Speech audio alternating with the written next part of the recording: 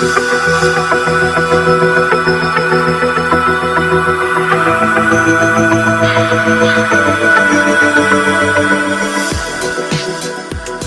you have a question for Dr. Donna, please do leave it on my page and I will be happy to answer the question for you.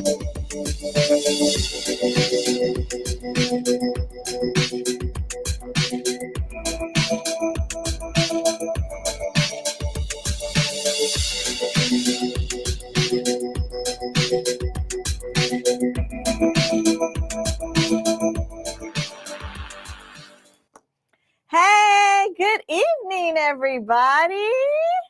Thank you so much for tuning in and joining us for another episode of Talking with Dr. Donna.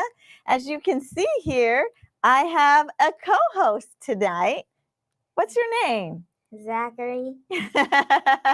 So, since we're talking about Black Boy Joy, I wanted to bring my Black Boy Joy on tonight to help me start the show. Thank you for keeping your appointment. As you know, you have an appointment every Thursday at 6:30 p.m. with the doctor. So thank you so much for keeping your appointment.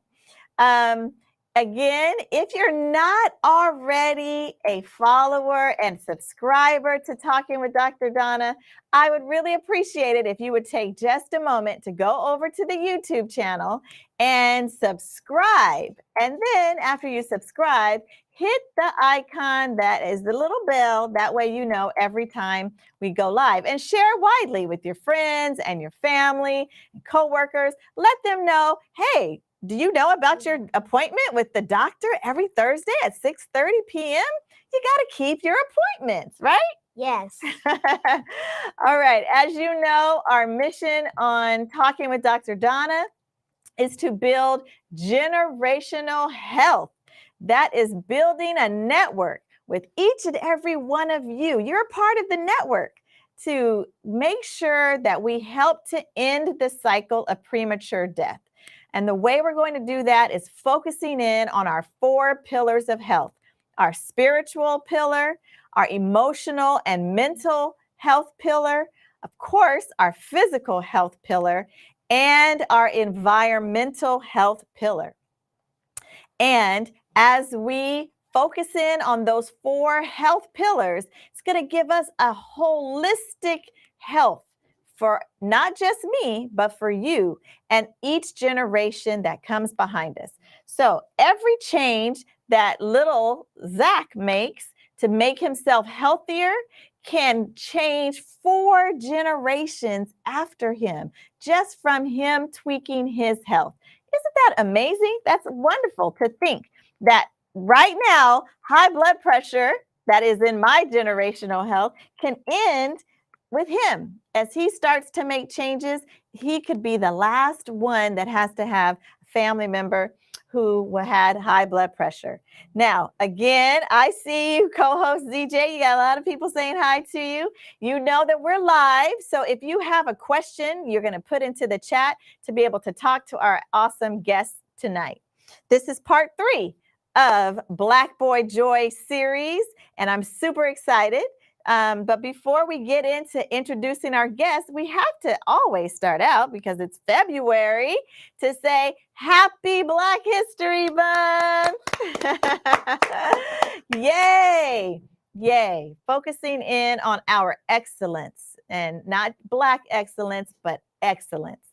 And no matter what folks have tried to throw in our direction, whatever they've tried to stop us, we always find a way to excel because it's in our DNA. Speaking of generational, what's generational is strength, resilience, fortitude, innovation, all excellence. All of that is in our DNA. And so we're celebrated not just today, but every day, 365, but especially this month. So I always say I shine every month, but I put my extra shine on for Black History Month. So I hope that you do too.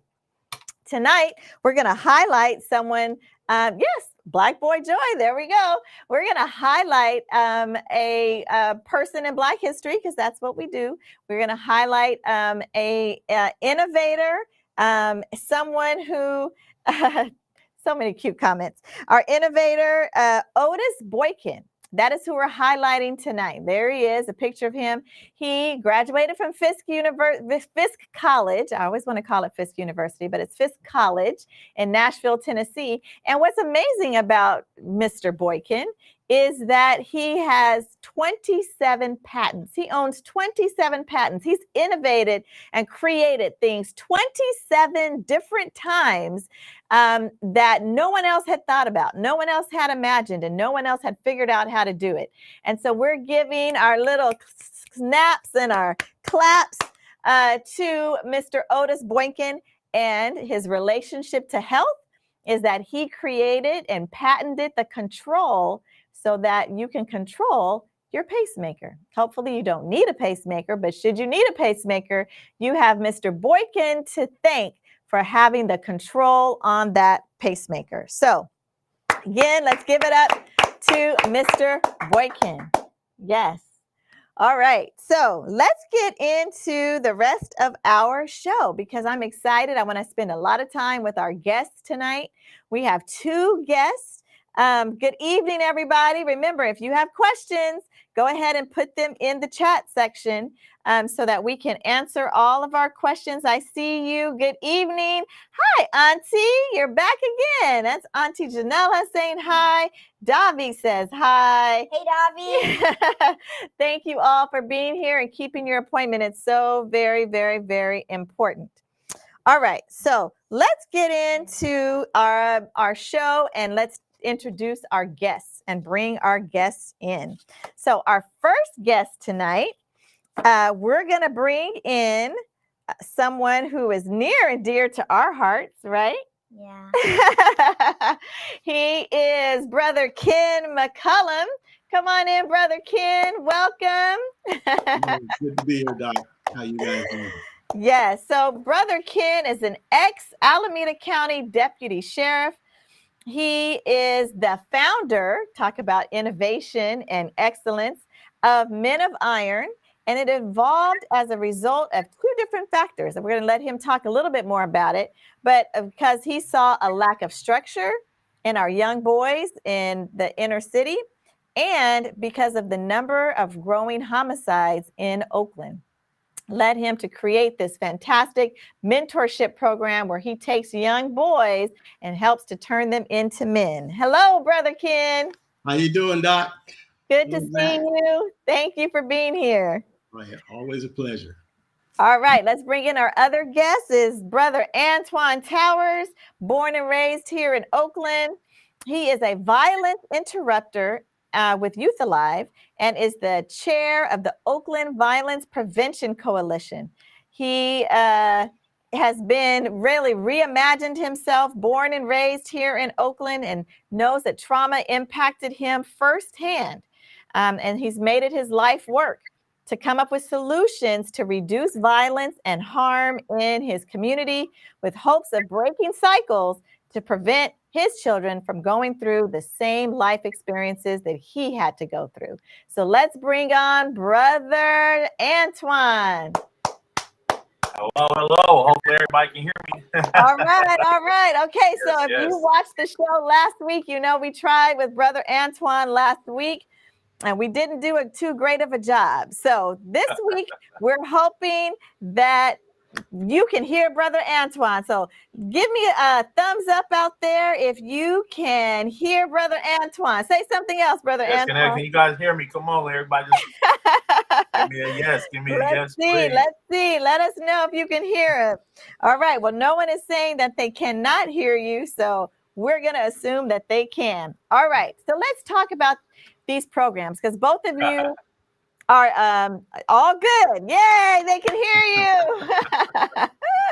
So let's talk about these programs that the two of you are involved in, and really what does it mean for our young Black boys and training them up to be men. The theme of our show is Black Boy Joy Challenges, Triumphs, and Advocacy in Raising Black Boys. So let's start with you, Brother Ken. Talk about what is Men of Iron and what do you hope to do with Men of Iron? Well, Men of Iron is a program that was started 15 years ago, believe it or not. Wow. based on the number of homicides in Oakland. I worked for 25 years in the sheriff department, and I saw a lot of young men that had potential, but they didn't have the structure that it took to, lead productive lives. So in 2007, me and a couple of other my fellow deputies, we got together and put together Men of Iron, and it was, started at True Vine, and it was started because we saw that young men of from the age of 6 and 7, they were getting in trouble already. And we realized that there are a lot of programs for kids that are in the system, but there are not a lot of programs that were designed to keep our kids out of the system. So Men of Iron is a program that was designed to help young boys become productive young men in our community. So that's it in a nutshell. All right. I love it. I love that you said you saw boys who had a lot of potential, but no structure. And that's definitely a theme that we've been seeing in our last 2 shows about the importance of structure. So we'll talk a little bit more about that, but let's bring in Brother Antoine, because we can hear you this week, Brother Antoine. Hey, praise God. There we go. So tell me 2 things. 1, explain what a violence interrupter is. And number 2, explain what is the Oakland Violence Prevention Coalition. All right, I'm gonna start with the other way around. Okay, that's fine. So I'm gonna go from as far as the coalition, we began it. I want to say 6 years ago. According to like our website, it said like 3, but that's only because we had changed our name. So as far as our solidification of that name, it began probably 3-4 years ago, but in total, been like 6 going on 7. We started as a group of grassroots organizations that had the direct connection with community, boots on the ground, and wanted to be able to create space to give community a voice, in politics and the council and advocacy in multiple ways, to be able to allow their voices to be heard. We wanted to establish a department, so we went through the process of creating the Department of Violence Prevention to be able to help to have a representative of the community's voice, that to be able to express their needs, the community's needs, while going through loss of life that's been continuously happening. So throughout that process, we've had plenty of victories, and just trying to make sure that the community gets their voice as far as what they feel that they need. Because especially when you deal with like other organizations like social service and different things like that, which does amazing work, there's maybe certain limitations or hurdles that with in the professional sense capacity to say that they may not have that same direct connection to be able to do certain things, but it's still a need to prevent a lot of loss that's taking place. Within that time frame, and this is the reason why I went with that first, because being a violence interrupter and advocating in that same capacity of need was something that was expressed the need more of as well. So what a violence interrupter is we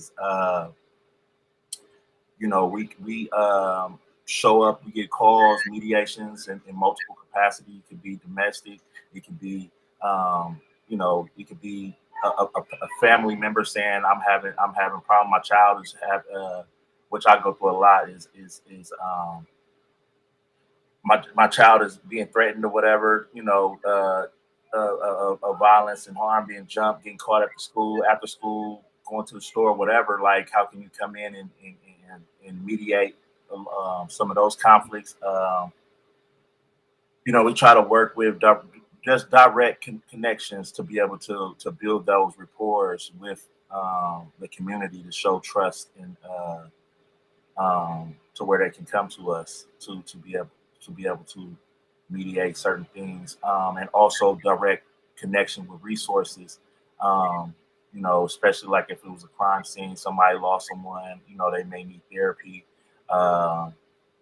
relocation, but just multiple things to where it's like just connecting them with those resources. And so that's what I do as a violence interrupter, which is something we've been advocating as a coalition and all that as well, to be able to create additional funds to have more, because originally it wasn't that many people doing it to cover the whole city. So then to advocate to get more funding to be able to have more to actually be out in the community with the boots on the ground. Right. Wow. Okay, that's great. So, one of the things of the kind of themes we've been hearing in these last 2 weeks of doing this series on Black Boy Joy, we've been talking about some of the challenges that our young boys and our young adults are facing. In your minds, what do you think are some of the challenges that you're seeing? So, Brother Ken, what are some of the challenges you're seeing with our young boys? Just what are the challenges you're When I seeing? think of the challenges, as young Black men, we've always had challenges, but we focus on overcoming those challenges.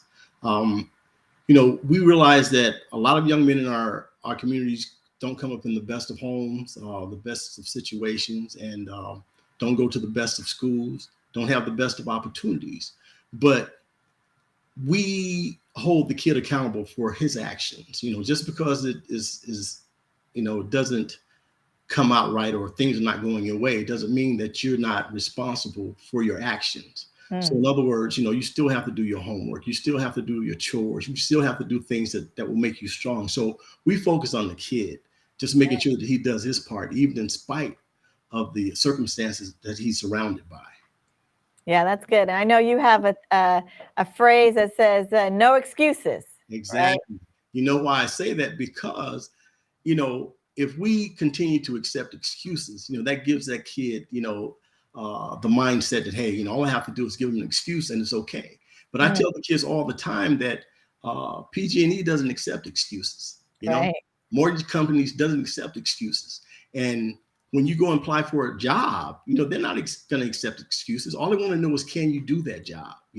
So even though, things are rough, kids are still responsible for doing what they have to do in order to make themselves, successful.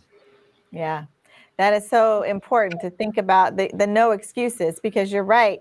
We do have a lot of things stacked up against us, right? Mm-hmm. Just out of the box. Mm-hmm. You have 1 or 2 strikes maybe already against you, but you still have to do your homework. You still have to go to school. You still have to help make the right choices. Correct. when you come to that part of making it. Do I go left or do I go right? Right. So, Antoine, what are you seeing when you work with the youth as you're mediating conflicts? What are some of the challenges that you're seeing out there? I agree in a lot of ways with Brother Kimball. I think what a lot of challenges are is that some of these situations, they don't have any choice or say in what happens next.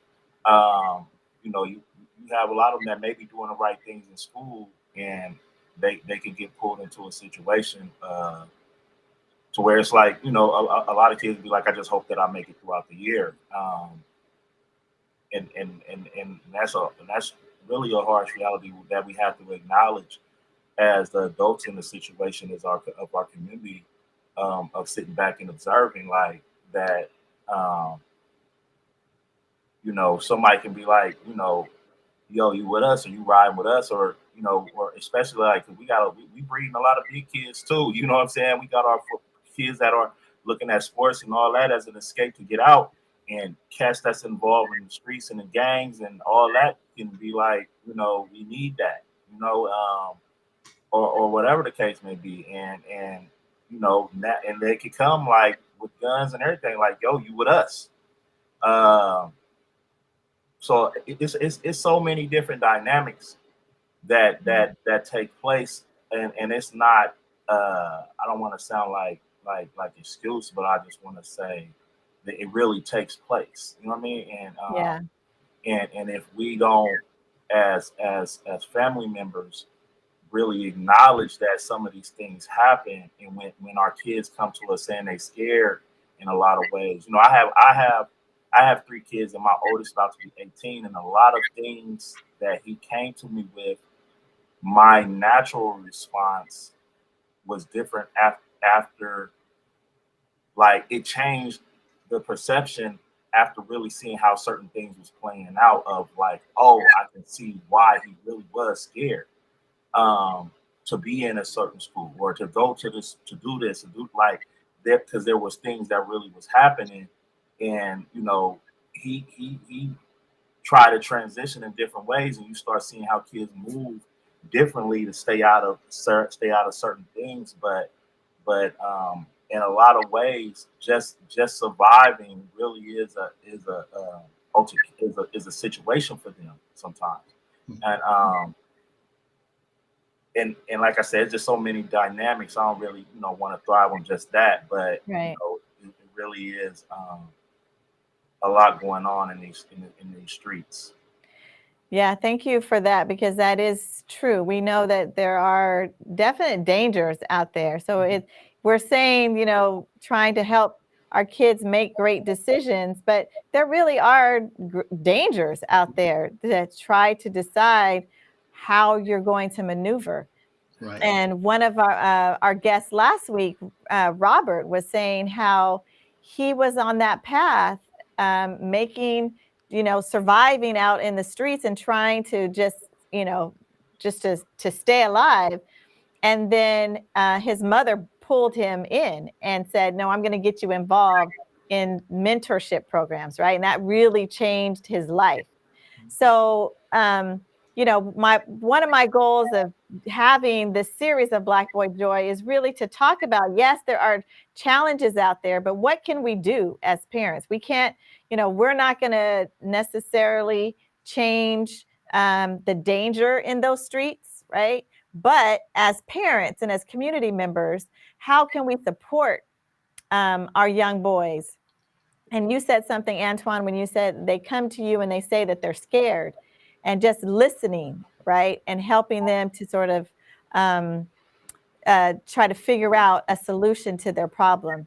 What are some of the things when you work with these young boys, Brother Ken, like the life skills that you give them?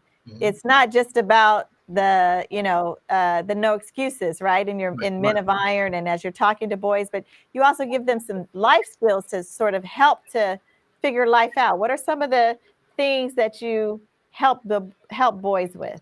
Well, like you said earlier, there are a lot of things that's going on in the world, and that's why we start young. I know that, once kids become 15, 16, it's a whole nother dynamic. That's why we start young, from ages 6 to 12, just trying to impart certain amounts of discipline, structure, and accountability in them.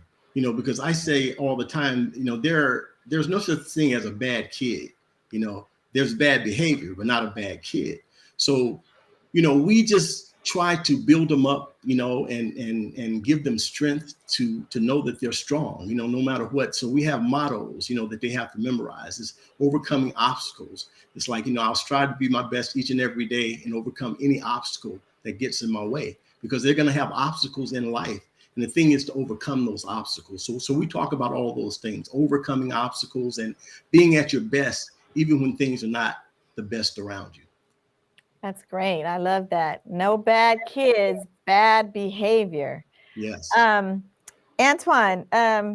what are some of the tips that you give to parents about how to help their kids maneuver through some of these circumstances and obstacles that you talked about? So as far as my position as a interrupter when I speak with families, I mean, all I really can do is, show them an opportunity to do something different to distract them from what they're doing on their regular routine, to possibly show them something different to keep them away from the circle that they're connecting with on a regular basis. Like, I can easily, some they can say something's taking place at the school and be like, yo, I can let's go to the movies, let's go eat, let's go, what I'm saying, let's go do something entertaining to keep you away from the friends that you're kicking it with, and connect you with some of our resources as far as trying to get you employment, or maybe even just putting a couple of dollars in your pocket here and there just to keep them distracted. But in the same regard, it's like, kind of what I was just saying is that's kind of like a limitation, but in a lot of senses, like when they come out with that, and I just think from like the current situation, like I'm dealing with as well. Um, Sometimes it's just, it may, because sometimes it may just have to be like, I have to get that assistance as far as that relocation. Not saying um, like they wanted to or was in a position they had the finances to be able to do so, but that's when my organization can step in and be able to be of assistance or whatever, because too many things are interlinked that to where the house can get shot up or whatever is mostly keep continuously happening. And so the kids are wanting to change, what I mean, especially when you show them certain things that they may not have that exposure to, especially within the family dynamics, because you may have a lot of things taking place in the family as well, that's holding them back or down. But to be able to come through and show them something different and something separate that piques their interest, that can keep them going sideways and to where they can be trusting to open up as far as what the overall problems are and what they actually need so that they can succeed. Yeah, that's good. That's good. So, what do you think is? I know this is everybody asks, probably is thinking about this and trying to figure out what is it in our community that's causing the amount of violence that we're seeing in our communities. What is your take on that? Now, Kimbo, you were a deputy sheriff for Right. 25 years, and you saw the kids and the young men when they on the other side. Right. What Right. is it that you think is in our that we're dealing with in our community that is causing this perpetual violence? Well, like I said in the beginning, we've been given a bad shake when it comes to, finances, when it comes to housing, when it comes to school, and I think, and there are a lot of single parents, mothers trying to raise young boys, and those young boys are angry. They're angry because they don't have the things that other kids have, and I think they're lashing out. They're acting out in school because a lot of times, and the reason why we start so young is because I remember getting calls, parents telling me they have to go to the school every other day, because their son's acting out in school. There's a reason why he's acting out, you know? And so how many times can a parent or a mother take off her job to go see about her kid at school? She can't do that too many times without being fired. So what we do, we actually hold the kid accountable, say, hey, we realize things are not the best, but there's still no excuse for disruptive behavior. And so even though they're angry, and that's why you have to give them outlets, and that's why at Men of Iron, we deal with martial arts and also military discipline. There's an outlet there. They're running, they're doing push-ups, and they're doing stuff, and they might come there angry, but at the end, they're so exhausted, man. They're not thinking about starting trouble. So I'm saying that I think the cause of most of the violence is because those young men are angry. Antoine, you want to answer that? That was powerful. Yeah, I think for me, I believe that it's a generational thing that's been taking place over years. That's just growing. That's been growing for ages, and molding just like everything else. Once you put practice into you perfect in certain ways. You know, you got a lot of these guys that are with with firearms and stuff. That's, you know, how they show up on in the community, like Call of Duty. Like they really practice. They really Mm, study YouTube videos on nothing but guns. They that like you have a lot of them that, you know, and it didn't start with just them. Like a lot of them where their family members, uncles, fathers, parents, like could instilled a lot of those things in shaping that outcome as well. And you know, there's kids that it wasn't a part of that got pulled in. mm, So you know, it's like I said, it's a thing that grew like a virus. That spread, and our numbers are just ridiculous as far as our homicides and loss of life from our kids that we're losing because of what's been happening and spreading. Um, because it just doesn't stay in one household. You know what I mean? Like if right. because you know the old saying was bullets don't have no name. You know what I Yeah. mean? So just because these people beefing, they might not even get hit. The person that got hit, now he pulled in and he wants retaliation because he didn't have nothing to do with that, but you hit him. So you know it's a lot of different components as far as Yeah. what's going on with the violence in the community for sure. And Doc, just to reiterate, we often talk about. I tell people that young men, especially young black boys, they're a different breed. They got a lot of things going on. Like I said, with the racism and everything else that's happening. Hmm. And I tell the mothers a lot. I said, I know sometimes we cuddle them, and you try to make things easy for them, and like, hey, um, but my thing is, it's just like when people have these little cubs, they get these little bear cubs and they get these little tigers and stuff like that. And all these young men that are out there doing the shooting and killing, they were somebody's baby at one Mm, point. So my question is, how do they go from being someone's baby to being a killer on the street? mm, And these are the issues that we try to deal with. Because like I tell people, what makes you think an undisciplined boy is going to grow up to be a disciplined man? It's not going to mm, happen. So when the Bible says train them up in a way that they should go, that's what's necessary. We have to find a way to train our young men when they're young. And that way, when they get old, they won't part from it. And a lot of these young men are not being trained because I talked to many of those young men in the prisons. As a matter of fact, I talked to 2 young men who were in their 20s that went to San Quentin's death row. And mm, both of those young men told me the same exact story. I said, how? And I asked them a question: how did you end up, instead of going to college somewhere, on your way to San Quentin's death row at age 20? And they both told me, hey man, when I grew up, I grew up, wild. I didn't do what my mother told me. I didn't do what my teachers told me. I started hanging out with the wrong people, start, using drugs, start doing different things. And eventually I took a life, and now I'm here. mm, And we took our kids to San Quentin one year and we talked to the lifers. And a young man told me something that just really stuck to me. He said, hey, man, he said, I didn't just end up here. He said, I earned my way here. mm, I said, what do you mean? He said, just like people earn degrees. He said, I earned my way here. He said, I started robbing and stealing. He said, I earned my way here.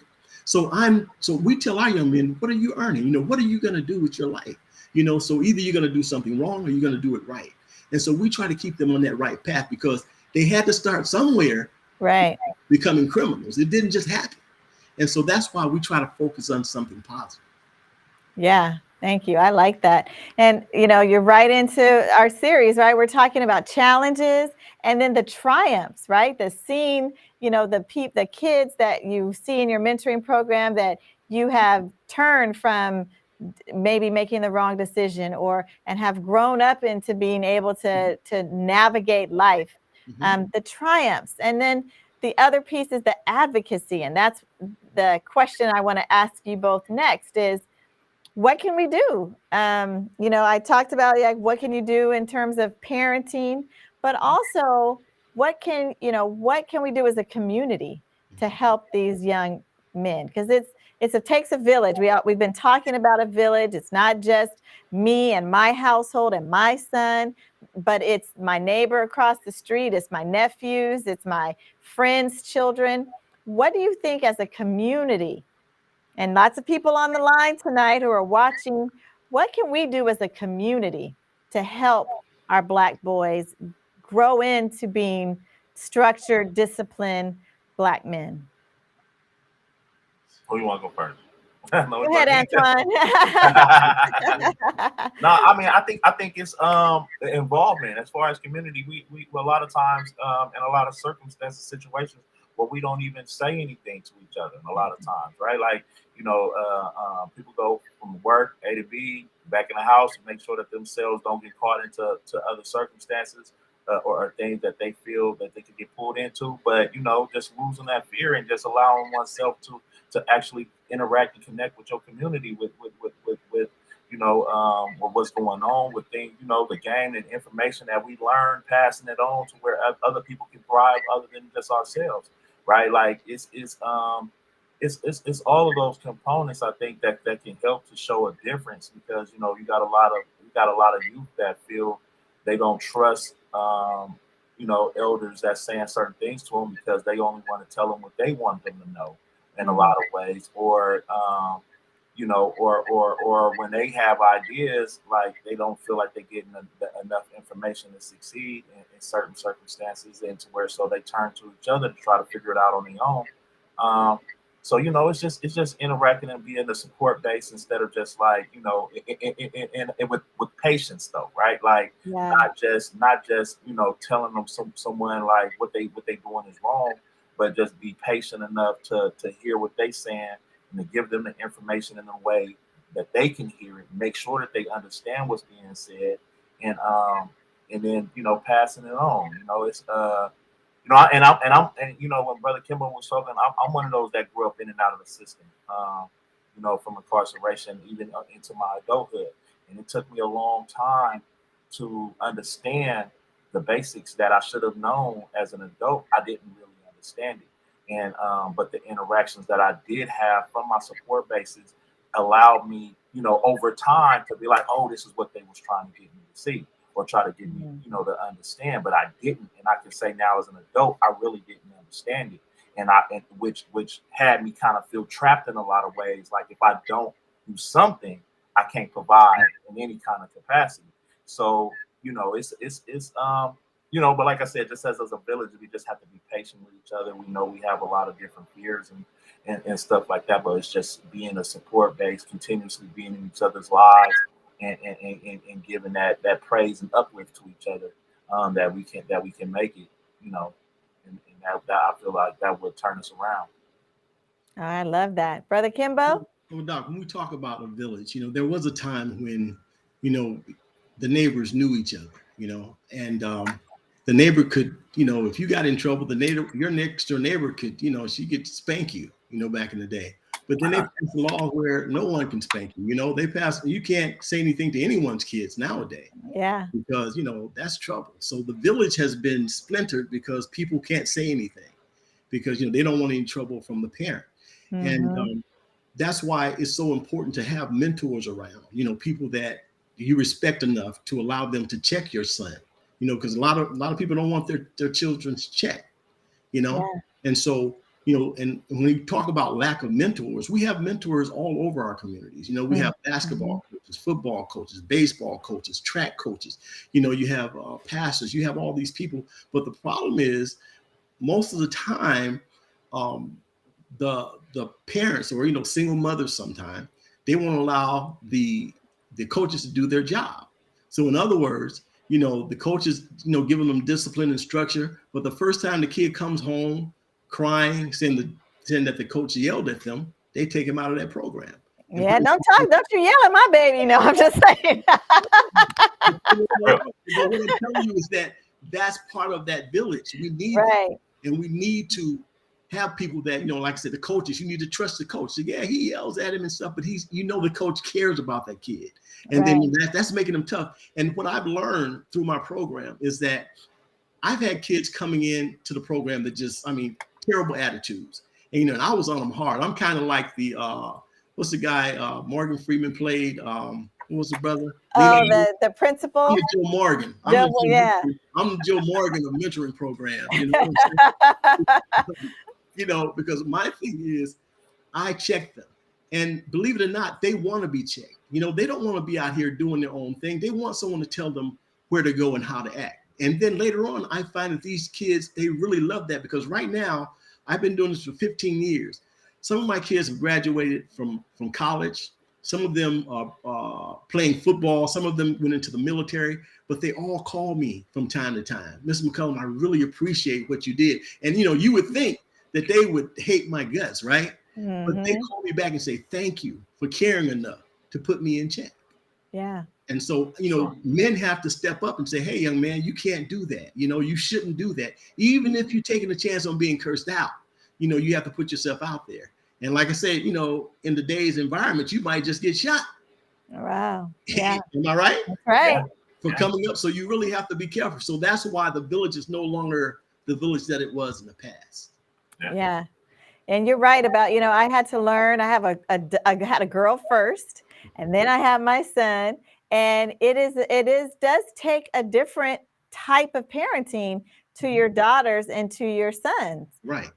And I think one of the things that we need to recognize is that the truth of that, right, is that it is true in how we raise our daughters and how we need to have raise our sons is different. Mm-hmm. The basics are the same. You got to love and support and encourage both of them, but they're different. And I never thought that. I was one of those people who's like, oh, it's not nurture, it's nature. They just come out, it comes out different. And if you do the same thing with one, you get the same result with number one, number two, number three, no matter how many kids you have.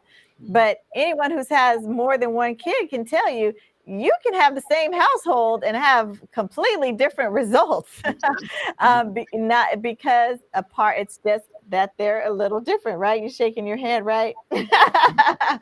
And so I think that it's so important, the village. And that is probably one of the themes that I've been hearing in all 3 weeks that we've done this series now, is the importance of the village, the importance of having patience with your Black boys and listening to them, and the importance of mentorship and structure. And do you agree that those are 3 really important things that we should get out of how we can help our Black boys? For sure. Yes. 100%. All right. Cool. All right. I'm going to see if there's any questions in the chat. Mostly it's a whole lot of amens and yes and thank yous from the audience. But if anyone has a question, this is your opportunity to ask. So put it right here in the chat.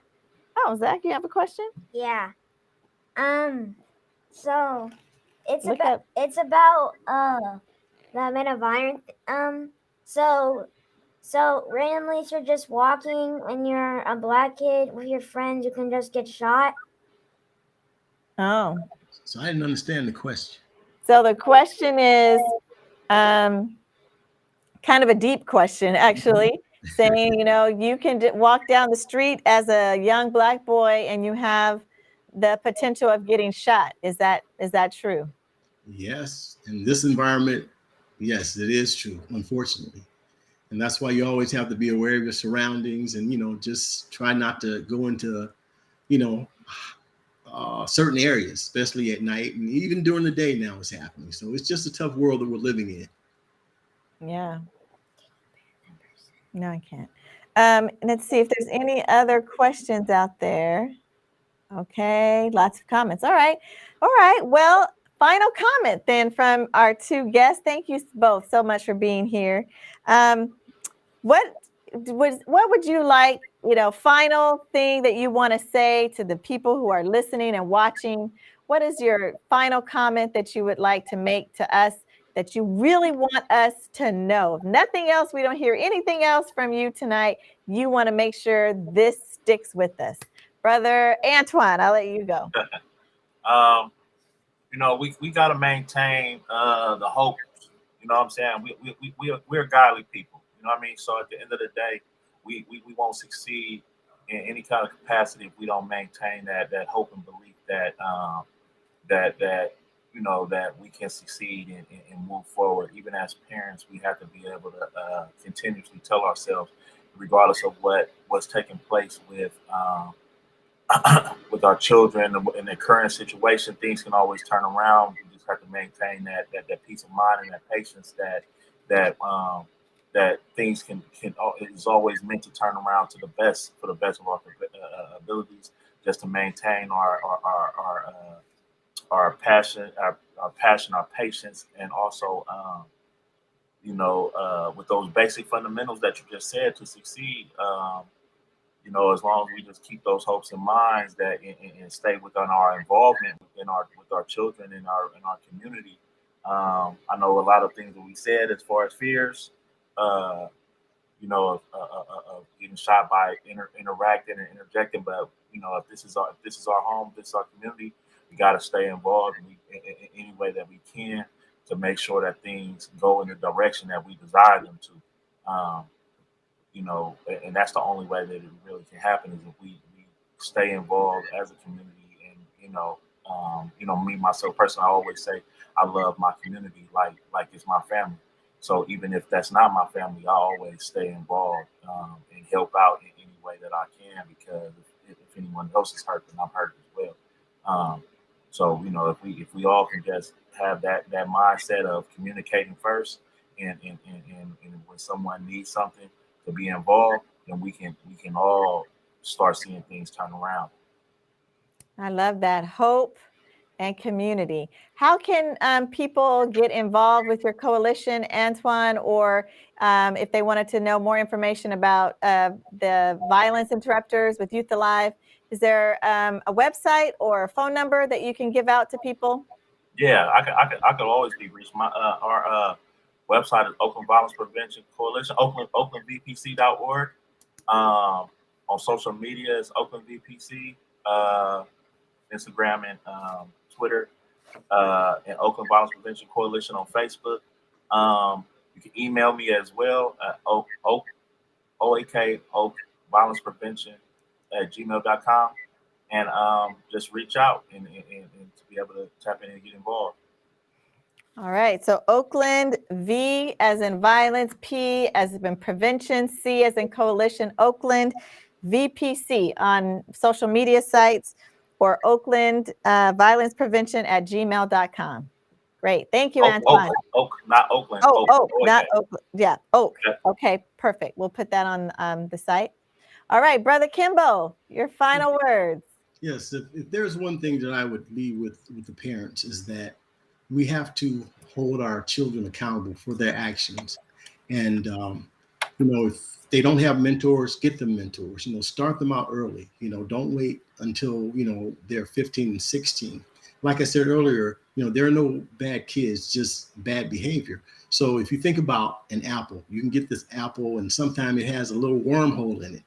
And the little wormhole represents their attitude, their bad behavior. But if you cut out the little wormhole, it's a great apple, right? Mm-hmm. And that's the same way I feel about the kids, you know. But if you allow that wormhole to fester, you open it up and the whole apple is rotten. So we have to start earlier, you know, getting our kids structure so that they can grow up, you know, productive young men in our communities. So that's the main thing that I would leave with you. Awesome. And how can people, if they want to get their young boys into Men of Iron, are you accepting new students? And if so, how can they contact you? Yes, we are. Like I said, the age group that we work with is from 6 to 12. And the website is themenofiron.com. My number is 510-325-4001. So any parent that, you know, there's an application process. And, you know, like I said, we're here in the community. We're West Oakland, you know, we're at the West Oakland Library, and that's where we meet at. And, you know, we're there to help mothers, you know, we're there to be assistance to you, you know, to help you. And like I said, we show up at the schools, you know, if they act out in school, the principal don't have to call you, they can call us. And so we show up, but the kids know if we show up, there's a consequence, right? And like I said, I tell them it's not personal, it's business. So if we have to show up at your school because you're acting out, you know, you have to deal with that. You know, so we hold the kids accountable. And I'm telling you, it works. Because like I said, we've had kids to come in with all F's on their report card, but by the time they finished, they were on the honor roll. So I don't know too many programs that will turn the kids around like that, but we turn them around because we hold them accountable and we have high expectations. I love that. Can you repeat that phone number again, Kimbo? 510-325-4001. And the website is themenofIron.com. Awesome. Well, thank you both so much for being with us tonight and to sharing your knowledge and wisdom and really talking to us about how to encourage our Black boys and how to help raise them up so that they are structured, disciplined, loved, and feel supported. So Thank you so much for being here. We have a few more things that we're going to do, but I'm going to let you guys go. Thank you so much again. It was great. Feel free to hang in there. We're going to do some COVID updates and food of the month stuff. So you're welcome to hang around. But thank you so much for being here tonight. I really, really, really appreciate it. All right. All right. Thank you. Bye-bye. All right, y'all. Don't leave just yet. Oh, go ahead, Zachary. He's ready to go too. So go ahead, honey. Bye. So next segment, you know what we do. Wasn't that great? Man, I'm learning so much, having such a great time with our series on Black Boy Joy. I'm loving it. So let's do some need to knows. This is Dr. Donna's needs to know. What do you need to know this week? Okay, first, number one. The number one first thing you need to know about what's happening this week and coming up is the mask mandate. Masking is becoming optional starting next week. They're going to drop the mandatory use of masks in California in indoor places. So no longer do you have to wear a mask if you go indoors. It's going to be up to you and optional. Will no longer be required. And I will say that just because it is no longer going to be required doesn't mean that you should stop doing it. This is my personal opinion. This is Dr. Donna's need to know what I'm saying. I'm going to continue wearing my mask. Why am I going to continue wearing my mask? Because coronavirus has not left. It's not gone anywhere. Just because our cases are starting to decrease, which is fantastic. I'm happy about that. Doesn't mean that the virus is not still out there. We still have thousands of people dying every day. So there really isn't any scientific reason why we need to stop wearing our masks, because we haven't gotten to the point where there's no virus, where there's no deaths, where there's no cases. So to me, that means you should continue to wear your mask. It's not going to be required, but for me and my recommendation is to continue wearing a mask. If you, again, not quite sure which mask to wear, go back to a couple episodes ago where I talked about how to wear your mask, how to fit a mask, which mask is appropriate. But I think you should continue to wear your masks, even if it's not mandatory. Okay? Second, need to know. In California, we also have now, they're reinstated our COVID sick pay. And to me, this is a little upsetting. I'm going to tell you, California governor and everybody else in California who made this rule, I think it's fantastic that we have sick pay, but I think for the people who need it the most, they are not covered under this new extension law. You are only able to get this COVID sick pay reinstated if you work for a company that has 20 or more employees, 25 or more employees. If you have 26 employees or more, then this 40 hours of sick pay goes back into effect, right? That you have to pay them for 40 hours. And then you actually can get an additional 40 hours if you still need it. So that's great news for those of you who work at companies that have at least 26 employees. Fantastic. Great for you. But let's look at this next slide. Now you can turn this to the next slide. This next slide says, look at the number of small businesses that have 20 or more employees. So this is really supposed to help our small businesses so that people who don't have to go to work when they're sick, so they don't infect their coworkers, they don't infect the customers. But look, if you have 26 or more employees, that's only 81,000 of our small businesses. The majority of our small businesses in California, over 3 million small businesses in California, have no employees. That means that one sole proprietor who's owning their business, trying to make their business work, they don't have this paid sick leave option, right? So for them, they don't work, they don't get paid.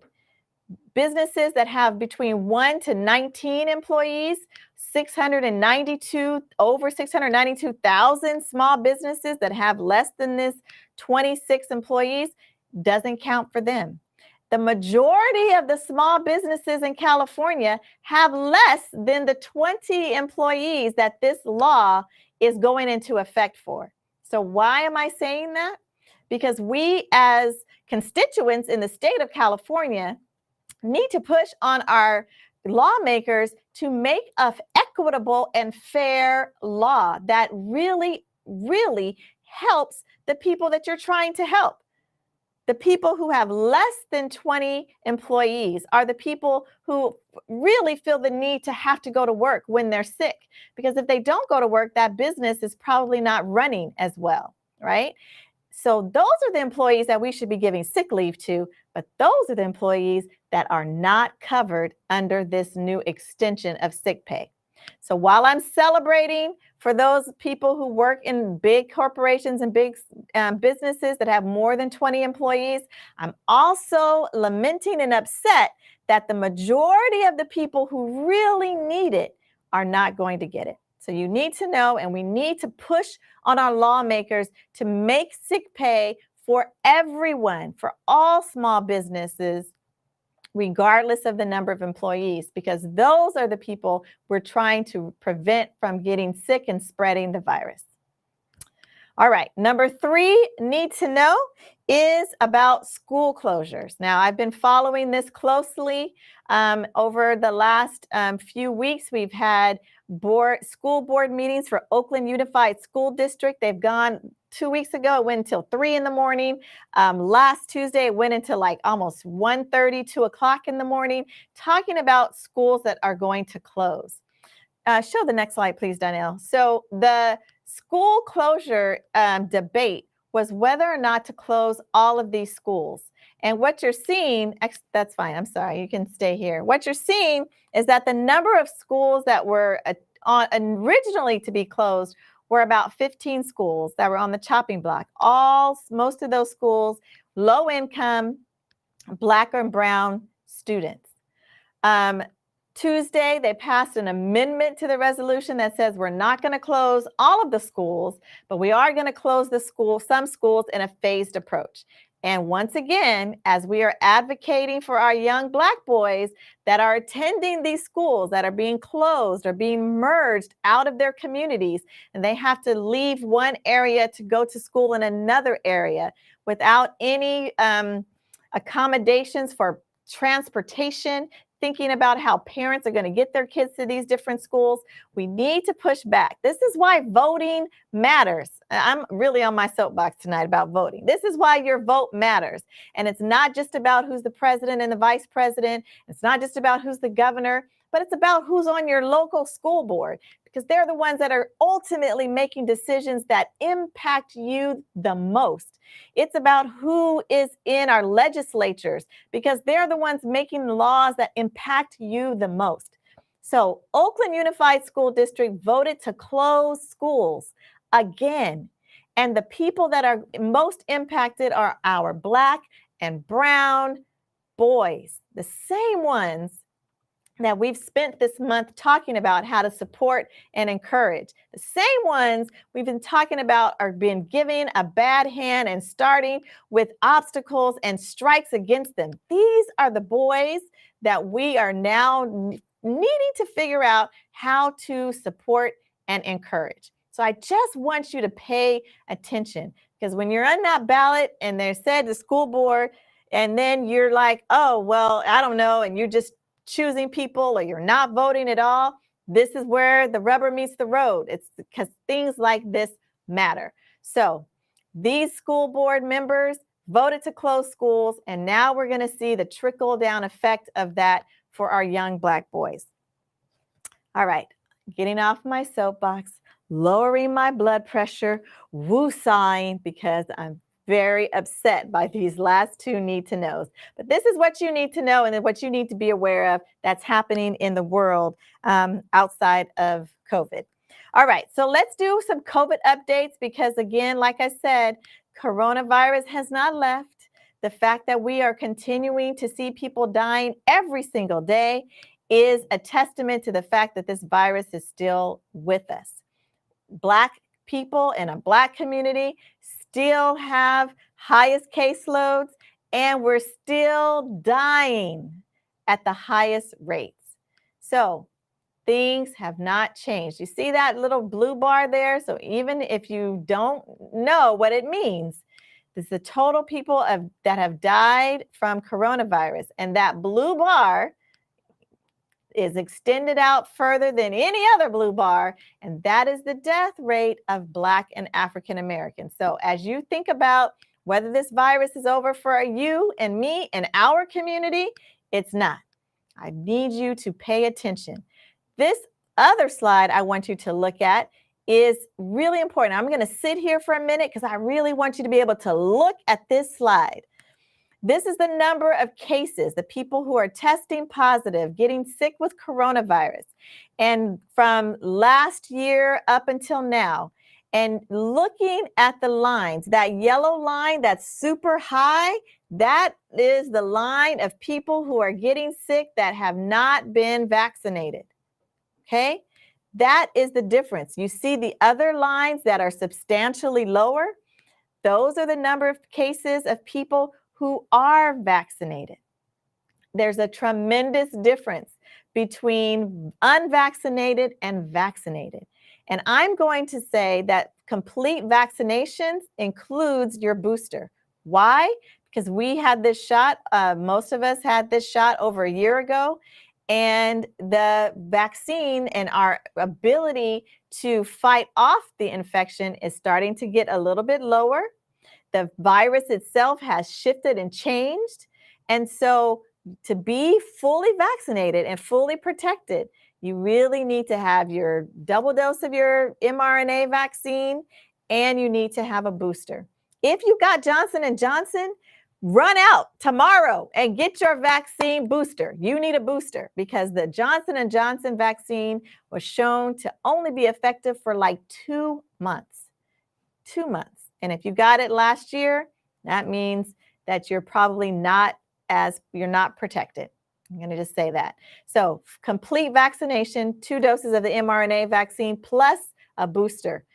Johnson & Johnson plus the booster. Okay? So I just wanted to make sure you're still aware that we are not out of the woods yet, regardless of the public health policies that are coming down, because we know they're influenced by economics. It's not just about science, and it's not just about your health. So I need you to be smart and think about your health, okay? All right, speaking of health, food of the month. You know, we have been really trying to encourage you on how to eat better. Last month was apples, and you all did such a great job of sharing what you were doing and what you were eating and how you were doing recipes with the apples. This month, our food of the month are beans. Beans, beans, more beans. Love beans. Shout out to all of you who are starting to post what type of beans and how you're cooking your beans. What you're doing with your beans, you're sharing on social media. Shout out to my Aunt Janella, who is posting that she got her beans and her apples. Hey, Auntie, you're putting both foods of the months in together. So continue to share your recipes, what you're doing, how you're cooking your beans. Let's get creative out there. Share with one another, because the more we know, the better we can do and the healthier we can be. So continue to tag me when you are posting so we can share with one another. All right. that is the end of this episode. Thank you so much again for joining. Thank you for watching Talking with Dr. Donna. Remember, you have an appointment every Thursday at 6:30 p.m. with the doctor. Come on in and learn something. And then when you learn something, share it. If you are not a subscriber, please go to my YouTube channel and subscribe. These are all my handles, so you can keep in touch with me during the week. But until I see you next Thursday, please take good care of yourselves, be safe, and God bless. Have a great night.